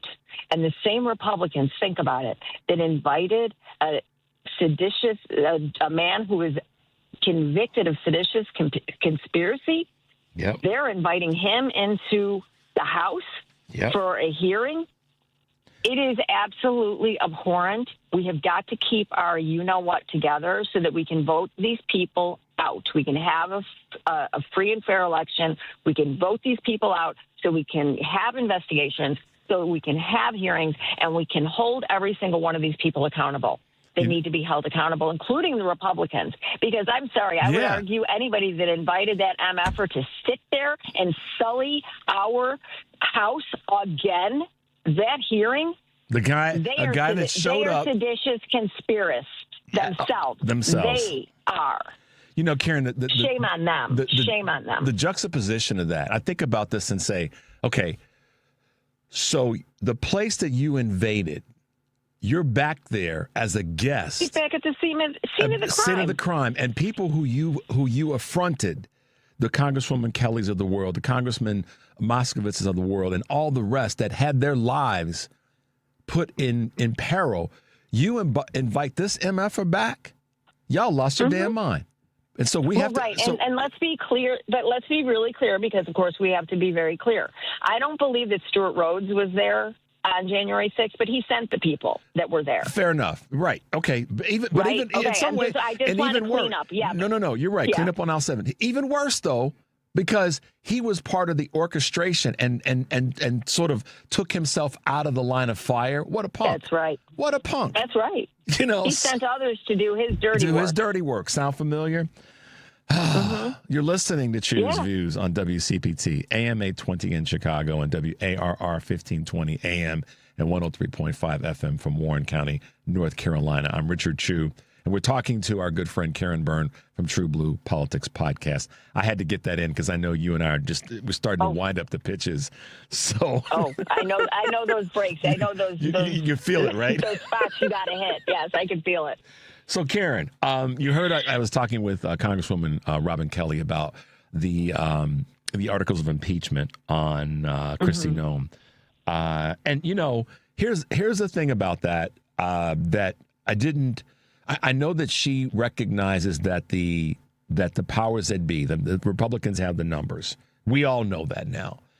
And so my question comes back to less of the impeachment articles being filed and more to something that you said or kind of alluded to about all Republicans, not just those who are elected on a federal level or even with state legislatures, but everyday household walking down the street Republicans. Those people have got to take responsibility for this, because if you actually believe that this country is supposed to be as great as you want to say that it is, the country isn't acting particularly great right now, or you've got some sordid beliefs. And so I'm saying to people now, and you've heard me say this, it's not just the elected officials. It's the individuals who are allowing this to happen. And like Congresswoman said, Karen, the money thing about, well, we're gonna hold funding back from blue cities. Really? Okay, so if you do that, you realize a bunch of your constituents who are red that live in a blue community, they're going to be hurt too. So it's individuals, and this is what I want to talk to, and you speak to this. It's everyday individuals that now have got to hold some responsibility to what's happening, not just the elected officials. Absolutely, and that's where we come in, and that's when we bring up the make people uncomfortable and bring up the uncomfortable things that are going on. And by the way, you know, the things that, you know, the Biden, we know Trump inherited a good economy. We know that, despite the fact that the mainstream media did their level best to try and offset it by saying, but why aren't people feeling it? Well, I'm seeing firsthand that my grocery bill has gone up 2.5 times. 2.5 times what it was before this mess started. Yeah. And everybody is going to, if they're not already feeling it, they are going to start feeling it. The consequences of the mass deportations, of these tariffs, of the trade deals. If you haven't felt it yet, you are definitely going to be feeling it this year. Yeah, you heard what Congresswoman said about people. She has a multicultural and income and all sorts in her district. And she sees it from the city to the suburbs to the rural communities where she is in the 2nd district. She knows everybody's impacted, wherever you are in the spectrum. I shouldn't say that, political spectrum. I don't want to get the psychologists and sociologists upset. We absolutely. We are going to see shortages, more shortages that we have not before. I mean, I've already noticed some shortages in produce and so therefore, when the supply is low, obviously the cost can go up, and the people that are, selling it, they have to up the price. Yeah. In order to survive themselves. And so this is just the reality that is about to hit a lot of people, including people that voted for this, in the face. And in the meantime, we need to be, and as it's happening, we need to be calling that out, because honestly, for me, Richard, it's like I have always known that the Republican Party are a bunch of rat, but I've always known that the elected officials, I mean, they are, and even some of these, never Trumpers. I'm sorry, but unless you were going to be Stuart Stevens and come out and say it was all a lie, I really question you. Yeah. And that includes some of the people that we've been having conversations, you've been having conversations with, right? That includes you. Where is the mea culpa? Where is the acknowledgement that what is happening right now is something that you helped set the stage for? That's what I want. I want to hear that from those people. But the most heartbreaking thing about all of this for me, Richard, and this goes back to 2017, is the people that voted for this, the people that still sit there and clap like trained seals for the most ludicrous gibberish, incoherent garbage, and the gish galloping and the twisting and the blatant lies that are just sitting there saying, I want more of that. I need more of that. And I'm sorry to all this other. But no, okay. You know what I'm saying? But I'm serious. No. Listen. I get it. And this is why people say things like this. And I'm going to read a couple of text messages that I've received this morning. Good morning, Richard. Karen also organizes our ladies walking group and meditation group. She has created a real community of people and for people. That's from Dawn in Winfield. I just got to give you your flowers. I said I was going to do it. Here's another one. Richard, you and Karen motivate me to move forward. Thank you. It's because we believe in this thing, y'all. And it's imperfect, and it's got all kinds of colors and factions and pieces to it. But at the end of the day, I'm not laying down. I'm not... Listen, I mean, yet before the grace of God that ICE hasn't shown up in my specific neighborhood. But that being said, we know that they're there. Karen, I'm going to play a clip for you that speaks to people taking a stand when it comes to this this investigation of the ICE shooting. Let's play that clip real quick. I didn't think I could be any more disgusted with the situation, and I was wrong. My blood is boiling. Look at this headline. 6 prosecutors quit over push to investigate ICE shooting victim's widow. Not the ICE officer, the widow who had to watch her wife die in front of her after getting shot in the face 3 times. And you know what? Good for the prosecutors. One of them is the lead prosecutor in the fraud case in Minnesota. He's doing the right thing. I can't believe this. They're not investigating the ICE officer. They're investigating the widow that had to watch her wife die. Why? Because she emasculated him on film that he decided to release to prove his innocence? This is disgusting. Republican, Democrat, I don't care how you vote. This is about morality. This has to be stopped. This Department of Justice is out of control. This administration's out of control. And they're not going to stop. You don't think they're going to come for you? Boy, are you mistaken. They're investigating the widow who had to watch her wife die after getting shot in the face 3 times. Unbelievable. That was Dana Goldberg. She posted this clip day before yesterday. I wanted to get it. I wanted to save it to you, to rile you up even further. I love Dana. Listen, Dana, you're going to make me cry because Dana is one of my heroes. She is she has always been on the right side of things, and the work that she does with the Human Rights Campaign, you talk about humanity. Yeah. That woman has more humanity in her baby toe than Donald Trump has. I mean, Donald Trump has none. Or the entire GOP for that matter. Or the entire GOP. I mean, but no, I love Dana, and she's right. It is absolutely abhorrent. It is absolutely disgusting. This is the thing. First they came for. It's going to happen. Yeah. You think you're protected. Well, Karen, it's not going to happen. Let's change our narrative. You and me both. It's not going to happen. It's happening now. It's not. That's right. I said it on Thursday last week. They shot, and y'all know who I am. They shot a white woman in the face 3 times.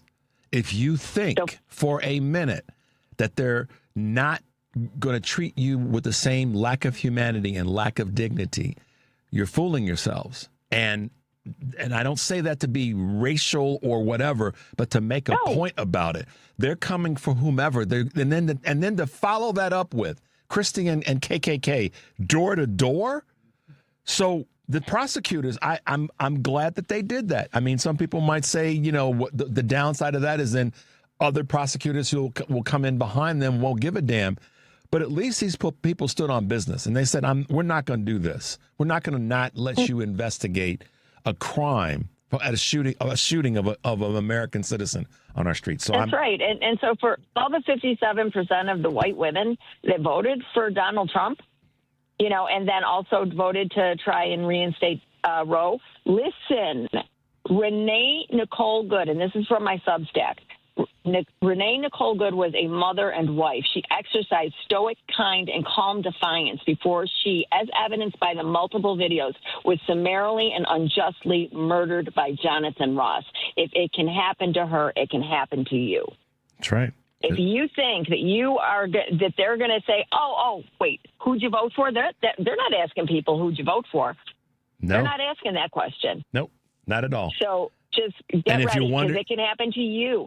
And to that white woman down there that was whining about the fact that she needed the medical procedure, which is an abortion, because she had a dead fetus inside her that was causing her sepsis, and they told her, unfortunately, we can't help you. Go home and Google what you need to do. To that white lady too, and who sat there and said, like, I'm a good citizen, I'm a good person. That doesn't matter. That does not matter. You are a woman, and you are in need of an emergency abortion to save your life. They don't care how you voted. That's right. And listen, guys, the harsh reality is that this is the harsh reality. This is the harsh reality. We did not try. We said it was coming. And so this is why I, at this point, say the gloves have to be off for all of us, that when people try to pretend like this is okay, or they do all these things to kind of shield themselves. I'm talking about everyday folk, to shield themselves from the bad decision that they made. Then we have to hold them to account as well, because we can go after our politicians all day long. I believe we have to expand that, and I'm going to keep saying this to the people like those folks who said it wasn't going to come their way, and now it's at their front door. Listen, I use this phrase often, and I got it from Eric Grant. People said for the longest time when we talk about racism, and we say, well, we say the monsters in the closet. No, there's no monsters at all. They don't exist. Then we said, no, the monsters are underneath the bed. No, they don't exist. Monsters are in the sheet, and now they're kicking you out of your own bed. We've been saying this for the longest time. The monsters are kicking folks out of their own beds now. So please, y'all, please, people, be willing to fight for this. If you have been, and this is to my progressive liberal Democratic brothers and sisters across the country. If you've been one who's kind of sat back and you voted and you did your part there, I get that, and we appreciate that. I'm asking you to raise your involvement in one way or another. Karen and many other people throughout the country have picked up and said we have to find ways to organize people in and around our communities. Look for the helpers. Get involved with Indivisible. If nothing else, get involved with Indivisible. Absolutely. Absolutely. Karen, we're going to take a little bit of an early break. It's so great to have you with us this morning. I wanted to get you riled up today because I knew that you had some... Oh, you did the job. You did it. Ding, ding, ding, ding, ding. Made you laugh, though. If I make you laugh... Yes, you did, as always. As always, you got to laugh. That's a good thing. Karen Byrne from TruBlu Politics podcast, thanks for being with us this morning, and we appreciate all the hard work that you do. Thank you. Thank you for having me, Richard. And if I can, just really quickly before I go, and then I'm going to go. My girl, Anita, my co-host, is in the hospital. She had a medical emergency. She's stable. She's doing okay, but she's got to stay to get some more testing done. So I am, of course, obviously concerned, but hopeful that, they're going to get to the bottom of whatever is going on with her. But if people out there listening can please just send her some love and light, I would really appreciate it. Yeah, and she would too. Yeah. What's Anita's either Instagram or way that people can send her some sort of communication? Oh, that's a great question. Go to the I'll tell you what, guys. Go to the TruBlu Politics podcast. Yes. And then from there, you can indirectly connect with Anita and just send her some positive love and thoughts. There you go. Yeah, you can join our Patreon for nothing, and you can send us a message that way. Cool. All right, yeah. We got you, girl. Okay. All right. Thank you so much. Love you all. Have a great weekend. You too. Bye-bye. All right, let's take a quick break. 773-763-9278. You're listening to Choose Views on WCPT AM 820 in Chicago and WARR 1520 AM and 103.5 FM from Warren County, North Carolina. I'm Richard Chu. We'll be right back.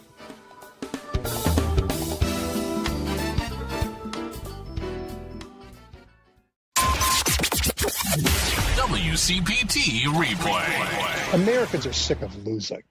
Sick of losing when you get on an airplane and your seat is now half the size it was before, or sick of losing when you just cannot afford to figure out where the food is coming from for the rest of the week, or you're a young person and you think, I am never going to have able to own a home, right? I mean, Americans are sick of losing. They want a party that's going to fight for them, that's going to say, you know what, there is plenty of money in this country, and we don't need to take it all from a few people. We need to make more of it and make it so that that profit is yours too, that you have a stake in the way this country is going. And I look at what's happened, these mass mobilizations, and I think, wow, we are going to get there. I just think this movement is going to produce an energetic democratic government that does things at all levels that we haven't seen in 100 years. Keep listening to WCPT 820 because facts matter. WCPT 820 will be hosting a candidate forum for the 3 leading candidates for Illinois' open United States Senate seat in the Democratic primary on February 6th. Please join us at the Plumbers Hall at 1340 West Washington in Chicago, or listen to the live broadcast. Representative Raja Krishnamurthy, Representative Robin Kelly, and Illinois Lieutenant Governor Juliana Stratton will be discussing their stances on the issues and making their case for your vote. WCPT hosts Patty Vasquez, Richard Chu, and of course Jonas Esposito will be moderating the forum. To attend in person, go to heartlandsignal.com/WCPT820 and register. We'll have limited seats available, so please register early. Meet the leading Senate Democratic candidates at a free WCPT Live Candidate Forum at Plumbers Union Hall, Local 130 on Washington Street in Chicago, Friday, February 6th. The forum starts at 1 p.m. and is sponsored by Plumbers Union Local 130.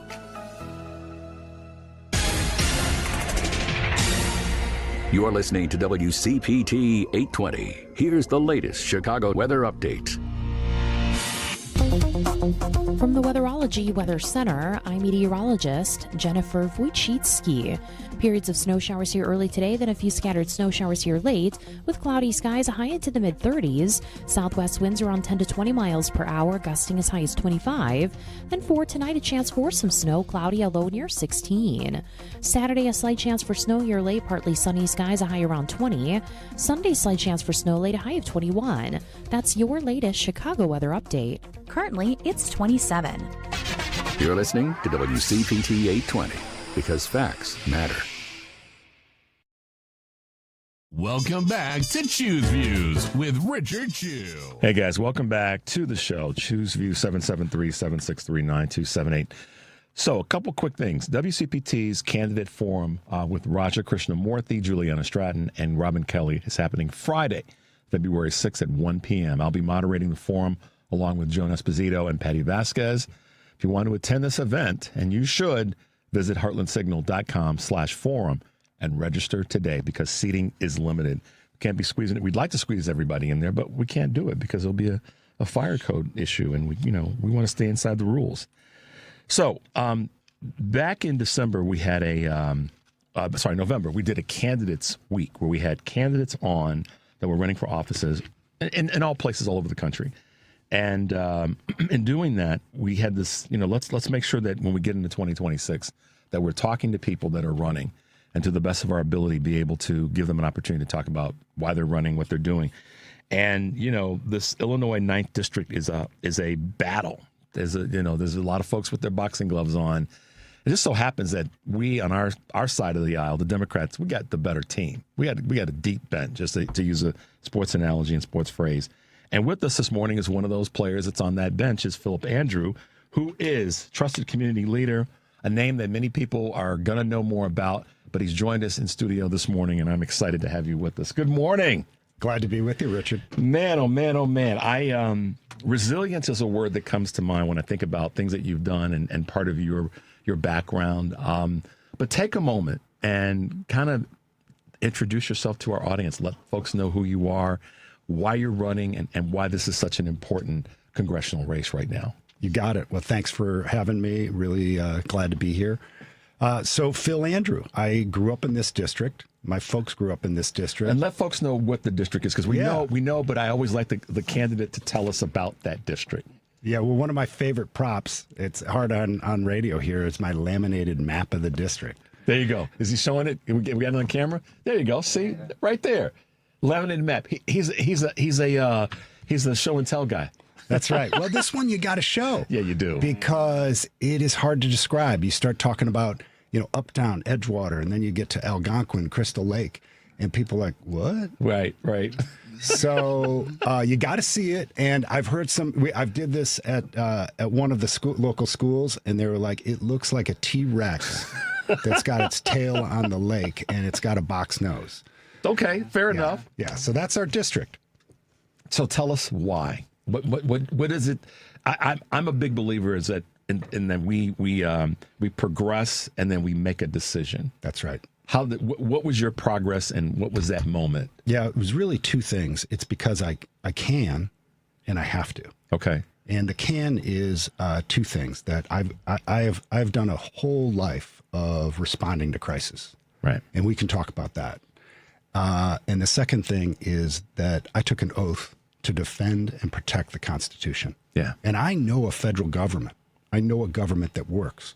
And I knew all those honorable people that chose to serve. Yeah. And that is so much a part of our democracy. These institutions that are supposed to be independent with people who take an oath to maintain that independence and follow the law and let the Constitution guide them. And so much of our freedoms and our safety rely on that. Yeah. And what we have now is, one, we have a very deeply divided country, and it's become dangerous and ineffective. And we've got an administration who's taking advantage of that and using threat and intimidation as a way of governing. Yeah. And it's not even a way of, it's their way of governing, but it's really not governing. I don't even know what it is other than chaos and division and retribution. And, I oftentimes speak, we all do. We speak from our experiences, our life experiences, and all the things that sort of our bodies of work. And my body of work is one that's observed when we've really been running on all cylinders as a country, and then when we've been going in reverse.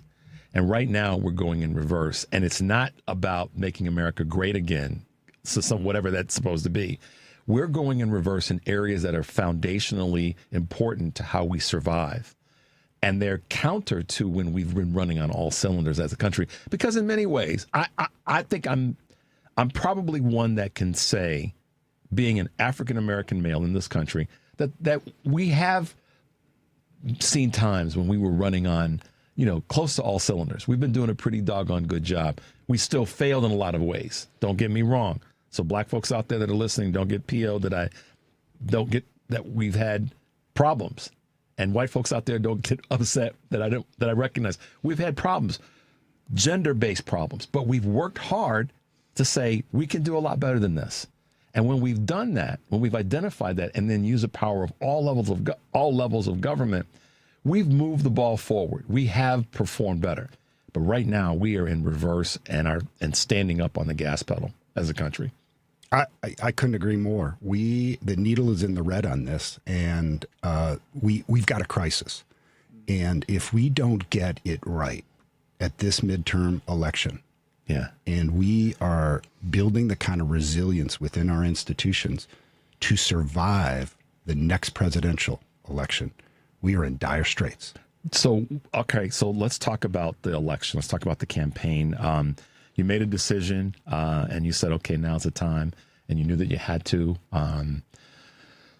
It's a competitive race. Lots of folks are in the race, and that's a good thing, I believe. And at this point, it's a very good thing. And the district has had great representation for a long time. And I think that we should be proud of the fact that we've had such good leadership. I mean, we've got that with Congressman Davis. We've got that with Congresswoman Schakowsky. We got that with Senator Durbin. We've had good people in place, but they recognize at this time that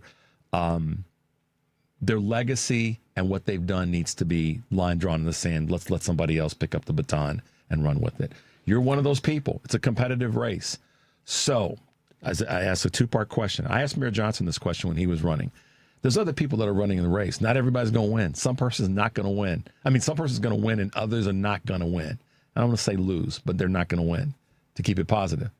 So if you're one of those people that doesn't win, what happens in your life after that? What do you still represent at that point?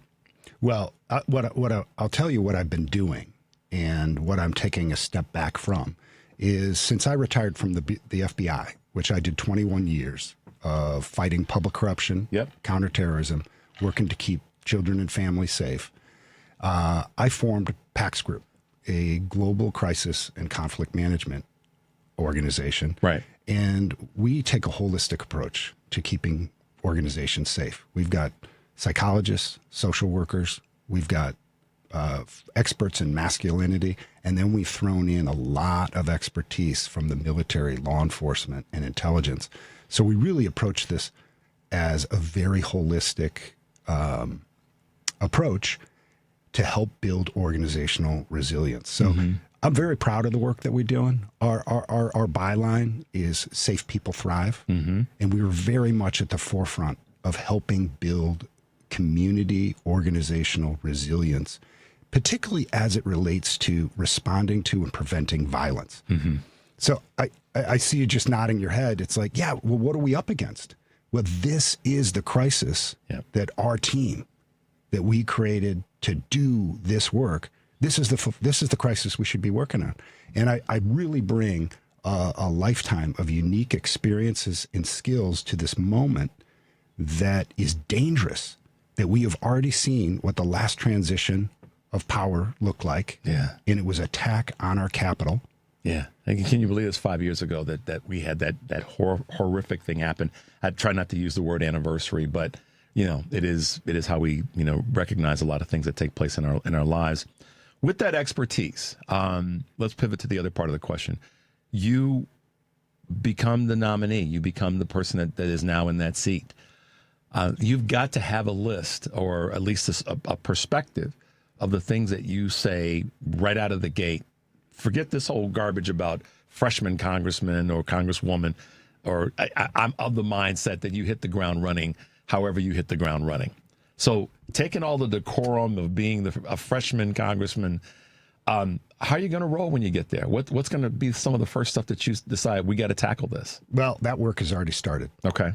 The reality is that come January 2027, you need to hit the ground with a team. And this has the potential of being the largest new class of Congress people arriving in Congress in decades. And that's really the opportunity. The crisis is that we could talk all day about the crisis, but what are we going to do about it? And what I know is that building strong, diverse, healthy teams that have a shared mission is how you get it done. So that work has already started, and we are in communication literally with colleagues who are running around the country, and you see who's winning.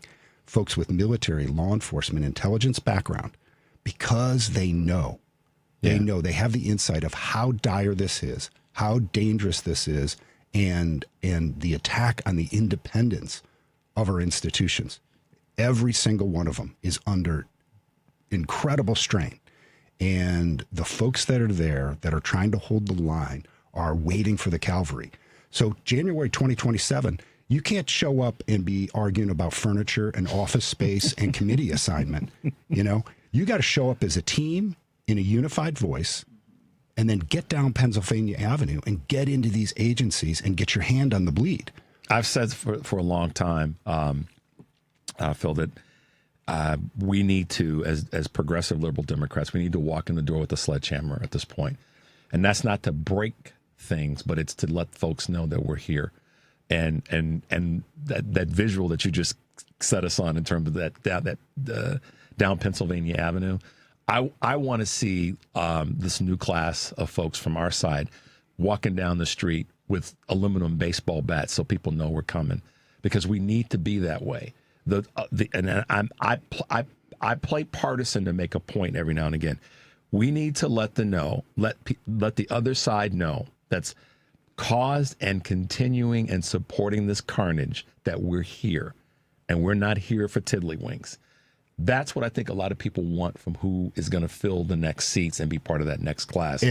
I think you make a great point there of what tools, what skills is that new class going to bring. Mm-hmm. And it is about managing crisis. It's about de-escalation. It's about being able to be focused on a strategy and have a healthy team that sticks to that strategy. Yeah. Right? And this is Congress, right? Everybody's in it for themselves. It's just the political system that we have designed in this country really self-rewards individual behavior. It's about me. I did it. Yeah. Right? Oh, I passed all this stuff. It was only me. Well, I come from a world of we. Yeah. And that's what we need in this. We need a team that gets in there. And that takes a lot of self-reflection before you ever get there. Selflessness, too.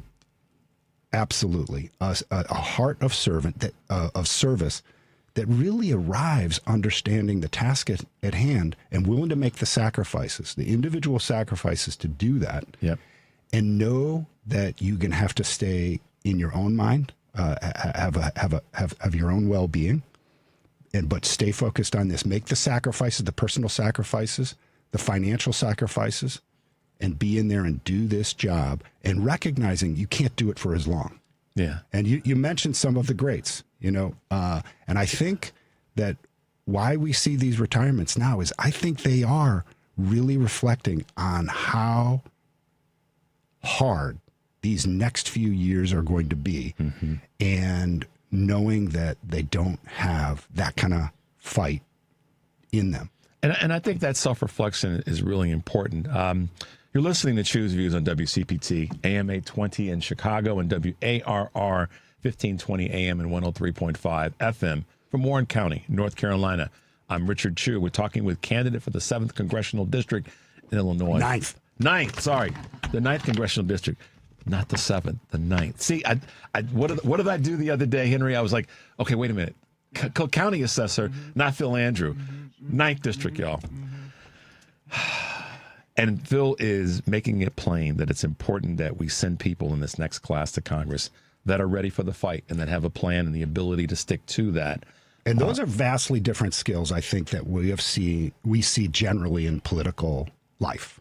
And that's a defining characteristic. Look, I have spent my life responding to and rescuing people from the most dangerous situations. I got to start early in my life. As a 20-year-old, I was in a hostage situation that resulted after one of America's first school shootings. Mm-hmm. A woman named Lori Dan. Lori Dan. Yeah. In Evanston. I remember it. I'm sorry. Yeah. She walks into a Winnetka classroom, opens fire on 6 elementary school kids. In the course of her escape, she crashes her car in a nearby neighborhood. She takes my family hostage. In the course of that event, I'm able to negotiate my folks out. Yeah. But I am shot in an attempt to disarm her. Yeah. And I spend weeks recovering in the hospital. And I'll tell you, this is a very profound moment in my life when the doctor who saved my life sits on my bedside a day before I leave the hospital. He sits on my bedside and he asks me, "What are you going to do about this?" Yeah, I know. It's that moment where you fork in the road is not the right analogy, but it's you do get presented with, how do I want to affect things in a positive way that's going to impact people's lives? And I wanted to. I'm glad you got to the story. I didn't want to leave that on the table, but it's your story, and I didn't want to be the one to try to tell it.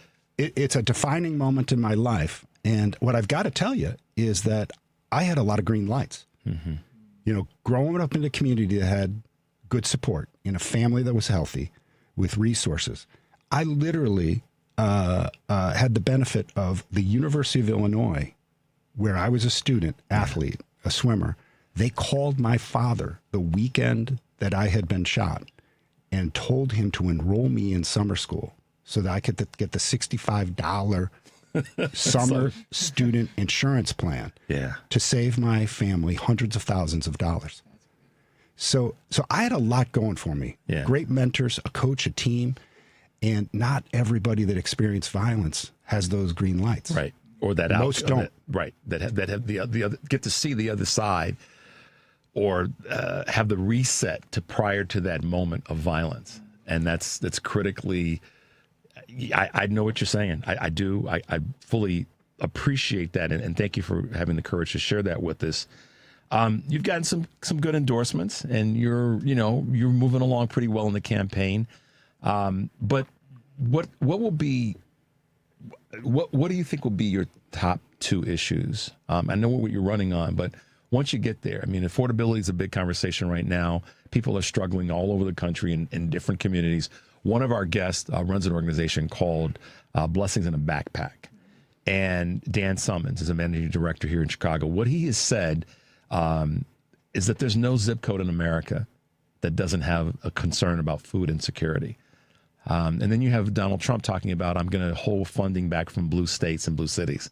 Well, inside of those blue states and blue cities are a lot of people who voted red or maybe moderates. So how do you, when you hear affordability and when you know that's a concern for all of us throughout the country, where do you land on that, and how do you want to try to approach navigating and fixing, or at least affecting, those concerns?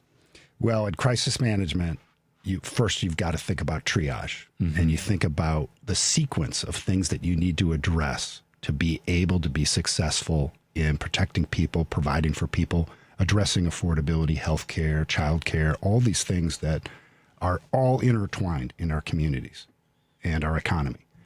And for me, the top two issues are, one, to stabilize our democracy. And it is critical that Congress assert its constitutional responsibility of oversight and accountability. And because this is in the face of threat and intimidation.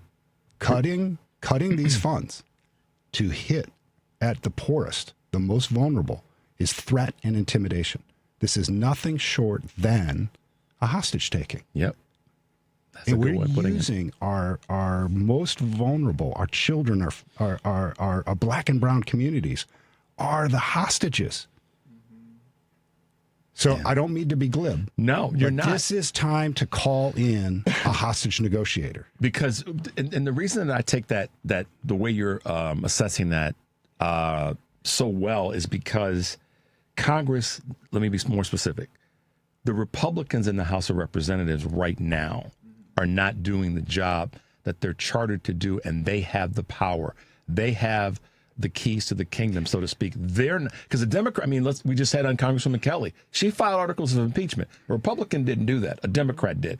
And there's so many other stories of Democrats doing what they can in Congress without the power to actually see things fully through, because we know the numbers don't favor us right now. But when they do, this is what I've been saying, and Phil, I hope that this is going to be true for you, is that you're going to be unyielding when it comes to the fact that we've got to not only protect it, that protecting democracy means that we get to reset all of these things that the current GOP is doing to tear down our country, because that's exactly what they're doing or not doing, as it were. Absolutely. That Congress is really ineffective. And I can't just say that this is a Republican problem. The Democratic Party has not been healthy, and we have not delivered on some of the things that we should be delivering on. And that's why we've lost elections and we've lost support. And there's a lot of confusion. You know, a lot of people just don't know where they belong right now. But our best hope is to win these midterms and send the right people with the right skills for the right moment and build the kind of teams and strategies to stay focused on this and get this done. And I believe that you could do that with some of these Republicans. They're feeling the heat. You saw it, the head fake to asserting control over the war powers. Yeah, that's true. They proposed it, and then they backed off it. Threat and intimidation. They knew in their hearts, hey, this isn't right. I'm here to do a job. I maybe came here originally for some honorable reasons, but I cannot find my footing because I don't have the team, the strength, the resilience to kind of see this through. And secondly, with regard to healthcare, We saw it. We're seeing what's going on in these red states. They're feeling the heat. They 17 Republicans that decided that this is more important than my political career necessarily is to do the job that I was sent here to do, is to represent my people. Yes. Yeah. And what I know from reaching people, across difficult conflicts, is that you have to engage. You have to be willing to talk to them. You cannot belittle. You cannot use othering, hateful, divisive, extreme language. You really have to create the kind of safety where you can have a conversation. And I think that there is an opportunity for these folks that are seeing that and hearing from their districts that they need the ACA. Well, they can't. They have no other choice at this point. And if they haven't seen it, then the evidence should be from what their constituents are feeling. Because whether it be the big ugly bill, whether it be tariffs, any of the things that the administration has put forward, they have to be feeling it. And I believe that they are. And one of the best examples that we've kind of gotten away from talking about is them not showing up to do town halls. That says that they know what their people are saying and what's going on in their communities and their districts, that it's real. And so now, again, I go back to something, I like the way you put it, that we've got people that are ready, that the right people are there with the skill set to do the work. And I dare say, and this is something that comes from one of our other guests, her name is Shaughnessy Naughton, and she runs an organization called 314. It is about making sure that we send more educated, experienced people to Congress. And she specifically says this in the medical field or in the scientific field, because we've got such a technology-driven country that we need more people to understand that than having someone like RFK over the RFK Jr. over the Department of Health and Human Services. Absolutely. So I appreciate what you're saying there in terms of we need to have more skilled people going to Washington, prepared to do the work, that know these areas. And the brilliance of her assertion there is that these are folks that come out of fields that they cannot be successful without collaboration, without cooperation, exactly, without teamwork. Medical research is all about that. Sorry. Yeah, well, and that is part of the problem with our political environment right now. You are not rewarded for collaboration and cooperation. I mean, you look right here in the city of Chicago. You know, we struggled with violence for decades, and we had nobody on the same page. The county and the city and the state and the feds and all of the amazing ecosystem of non-for-profits and our business community, as well as our philanthropic community. And it took years of hard work to get everybody on the same page, looking at the same problem, looking at real data, and saying, hey, we could do this better. And then, yes, it's amazing once you come up with that plan, that policy, and then the hard work begins on implementation. And that's a big thing that people forget. Yep. You know, that it's one thing to pass a law. It's another thing to implement the law. That's where the rubber meets the road, because we've got some amazing things on the book. Right. Right? We do. We really do. We definitely do. And in many ways, when you pass a policy, that's aspiration. But then the hard work of the people, and their resilience within that system, keeping that goal in mind and continuing to refine that process to actually implement the spirit of that law. That's the part that we don't really reward in the political system, and we don't get much benefit from. Yeah, I think one of probably the most recent on a federal level thing that consensus got done is the Affordable Care Act, Obamacare. I mean, there's been others, but that's the one that impacted so many people's lives. Everybody got in the mix, and we got it done. Go ahead. And the work, that was just the beginning. Yeah. We have to continue to refine it. Yeah, we do. You know, once we get a policy in the book, that the refinement of it, the review of it, who we left out, it went wrong. It wasn't fully perfect. It got done, but now we go back and say, okay, what did we miss and we didn't get to bring along with us in this process? And that's how we make it better. Acknowledgement, evaluation, change, implementation. And those are the same things that if you're coming out of military law enforcement, intelligence work, those are the metrics that you are using every day, because lives are on the line. It matters, and your teams are holding you accountable. Right. You cannot show up and not bring 100% because your team's going to say, hey, what's up? right now we've got, and to the point about individuality and rewarding and not consensus. Unfortunately, from the top in Washington, we have that individuality. I can do it all alone. Only us, not you. And it sounds like you want to be one. It's actually worse than that. Yeah, I know. I don't want to even watch you at the table. Yeah. I don't want your voice. And if you're critical about what I did without you, I'm going to shut you down. Yeah. And that's that fear and intimidation. And that's just, for me, this is so much about freedom. This, at the heart of this, is freedom and the independence in the institutions that we have worked hard. We've got a lot of scar tissue and mistakes that have been made. Like, look at justice alone. All the mistakes made at justice over the decades, the years, the centuries. And we really worked hard to create kind of this high level of independence because we knew that our freedoms depend on it. Right. Over at the Fed, same thing. Economic decisions, the interest rate. Every president would like to juice the economy, particularly around the election. And this administration has gone that much to make it personal. Yeah. To criminal subpoenas on the chair of the Fed to try to influence an institution that we designed to have that independence. Yes. Phil, it's been great having you with us. How can folks find you as we wrap up the show today? You can find us. We've got our office on Oakton. Okay. 4521 Oakton in Skokie, just half a block from Jan's district office. Great. Glad to be kind of in the heart of the district there. And you can find us at philandrewforcongress.com, and we are on every social channel. Got it. Fantastic. Thanks for hanging out with us. Henry, man, you keep us on the rails. Mike, thanks for your work. And, of course, Whitney for being with us today. Guys, as I say every show, take a deep breath. Make your life count. We'll see you next week.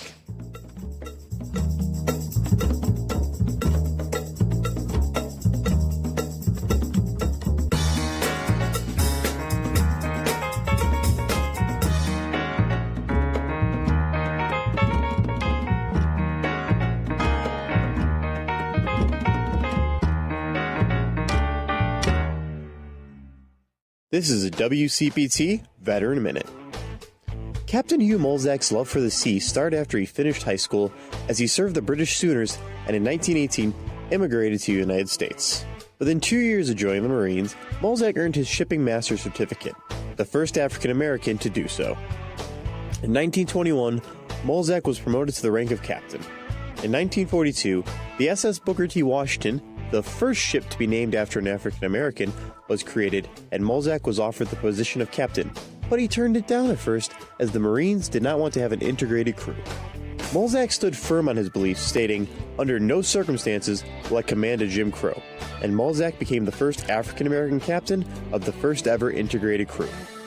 Under Captain Mulzack, over 18,000 troops were sent to the European war front, and ships carrying tanks, aircrafts, and ammunition to United States troops in World War II. This has been a WCPT Veteran Minute. Hair Volume from New Nordic will make your hair look thick and healthy. Hair Volume is available online at Amazon and NewNordicUSA.com, or in the hair care aisle at your local CVS.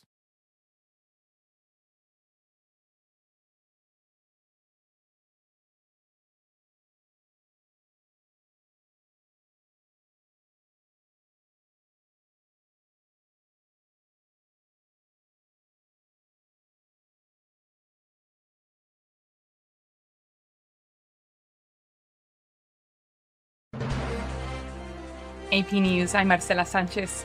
President Trump is threatening to take a new approach to the tensions in Minnesota. AP correspondent Ed Donahue has more. President Trump is threatening to invoke a rarely used 1807 law, the Insurrection Act, as protests continue to his immigration crackdown in Minnesota. Press Secretary Caroline Leavitt says the decision is up to the president, but he isn't getting help from Democrats. And it's truly shameful that now for more than a year, you've had elected Democrat governors and mayors who have basically held their state and local law enforcement hostage and told them, you cannot cooperate with federal law enforcement Why? In the House, California Democrat Ro Khanna says this has got to stop. They are going after American citizens. If we are not going to stand up for our freedoms now, if we're not going to stand up for federalism now, then when? The Insurrection Act would allow the president to deploy the military or federalize the National Guard for domestic law enforcement over the objections of state governors. Ed Donahue, Washington. Trump announced the outlines of a healthcare plan he wants Congress to consider.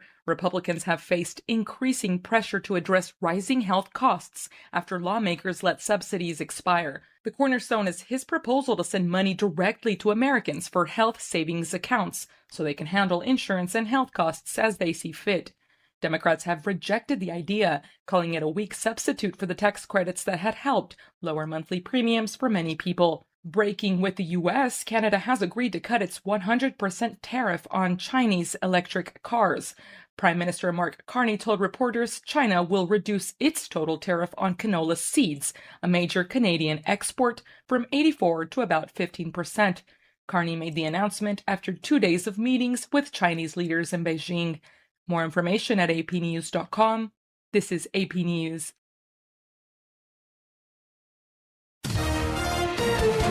AP Sports, I'm Gethin Coolbaugh. The two-time defending World Series champion Dodgers signed four-time All-Star outfielder Kyle Tucker to a 4-year deal worth $240 million. In the NBA, Shai Gilgeous-Alexander had 20 points, and the defending champion Thunder pulled away late to win their fifth straight game, 111-91 over the Rockets. I try to learn from every experience. Federal prosecutors are charging 26 people, including former college basketball players, in an alleged scheme to rig NCAA and Chinese Basketball Association games. NFL Seahawks quarterback Sam Darnold suffered a left oblique injury in practice, but is confident he'll play against the 49ers in the NFC divisional round Saturday. And in golf, defending champion Nick Taylor has a share of the first-round lead at the season-opening Sony Open. Gethin Coolbaugh, AP Sports. And I'm Marcela Sanchez, AP News.